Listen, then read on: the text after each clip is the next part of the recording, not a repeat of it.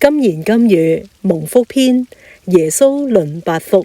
經文：耶穌看見這許多的人，就上了山，既已坐下，門徒到他跟前來，他就開口教訓他們說：虛心的人有福了，因為天國是他們的；哀慟的人有福了，因為他們必得安慰；溫柔的人有福了，因為他們必承受地土；飢渴慕義的人有福了，因為他們必得飽足；憐恤人的人有福了，因為他們必蒙憐恤；清心的人有福了，因為他們必得見神；使人和睦的人有福了，因為他們必稱為神的兒子；為義受逼迫的人有福了，因為天國是他們的。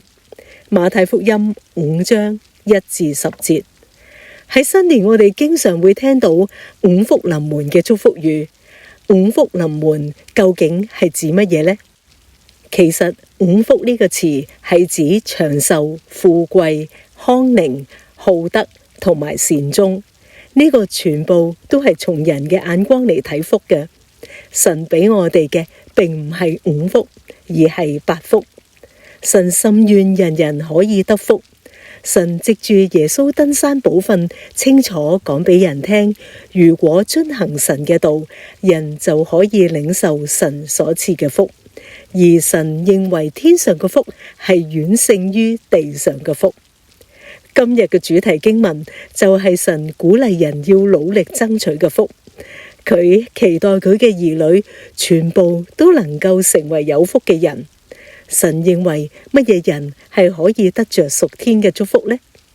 今日嘅經文已經清楚咁樣列明：一、虛心嘅人；二、哀慟嘅人；三、溫柔嘅人；四、飢渴慕義嘅人；五、憐恤人嘅人；六、清心嘅人；七、使人和睦嘅人；八、為義受逼迫嘅人。上述嘅人所領受嘅福包括得着天國，得着安慰，得着飽足，得着憐恤，可以得見神，被稱為神嘅兒女，同埋可以領受地土等等。八福唔係八種福氣，而係指住一種福氣而講嘅，就係天國嘅福氣。登山寶訓係神對天國子民嘅品格標準。八福嘅信息焦點係對基督徒嘅行為準則嚟講嘅。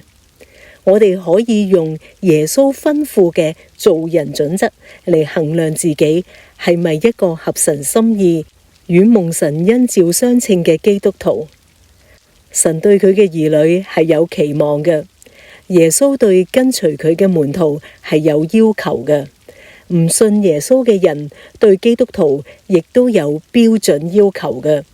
我哋作為基督徒係要喺地上活出天國嘅祝福同埋生命。天國係有着各種屬靈嘅福氣。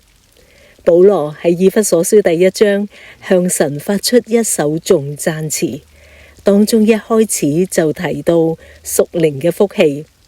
願頌讚歸於我們主耶穌基督的父神，他在基督裏曾賜給我們天上各樣屬靈的福氣。其中福氣呢一個詞語係譯作福分，感謝神預留咗呢一個福分俾每一個屬主嘅人。從呢一段頌讚詞，我哋可以睇見神已經賜下俾信主嘅人至少5樣屬靈嘅福氣，包括一，喺第4、第5節嗰度講到，喺創世以前，神已經喺基督裏邊揀選咗我哋，使我哋成為聖潔，無有瑕疵，並且預定我哋藉着耶穌基督得兒子嘅名分。二，喺第6、第7節講到，我哋喺佢嘅愛子裏邊已經蒙救贖，過犯得以赦免。三，喺第8至第10節嗰度講到，神已經啟示佢嘅奧秘救贖計劃俾我哋，並且想俾我哋諸般智慧同埋聰明。第四，喺第11節嗰度提到，我哋已經從佢得得咗基業。第五，喺第13、第14節嗰度提到，我哋受咗所應許嘅聖靈為印記，為得基業嘅憑據。基督徒所追求嘅福係要超越地上嘅福，天上嘅福先至係真正同埋永恆不變嘅福。唔信耶穌嘅人會輕看神所賜兒女嘅名分，亦都唔會追求永遠嘅盼望，得唔到永恆嘅基業，完全唔明白救贖計劃嘅重要性，唔認識聖靈，亦都唔知道聖靈對人生命嘅寶貴。當基督徒行出耶穌登山寶訓嘅8福，就可以照明唔信耶穌嘅人嘅眼睛，叫人認識神，與基督徒可以同得神早已經預定俾人嘅福分。我哋預備好承受神天國嘅福氣，並且成為一個使人得福嘅人嗎？默想與反思。耶穌講乜嘢人係有福嘅人呢？耶穌所指嘅8福係屬於乜嘢嘅福啊？地上嘅福同天國嘅福有乜嘢唔同呢？天上各種屬靈氣嘅祝福係指乜嘢啊？我哋一齊禱告啊！神啊，我哋應該追求天上各種屬靈嘅福氣。天國嘅福係永恆不變嘅，係無價之寶，係滿有能力同盼望嘅，係你喺創世之先早已經預備俾我哋嘅。當我哋喺地上活出天國嘅祝福，人就認識你係神，係賜福嘅源頭。我哋要按耶穌基督所定俾我哋嘅標準，活出基督徒嘅崇尚品格。感謝神，奉主耶穌基督嘅聖名祈求，阿門。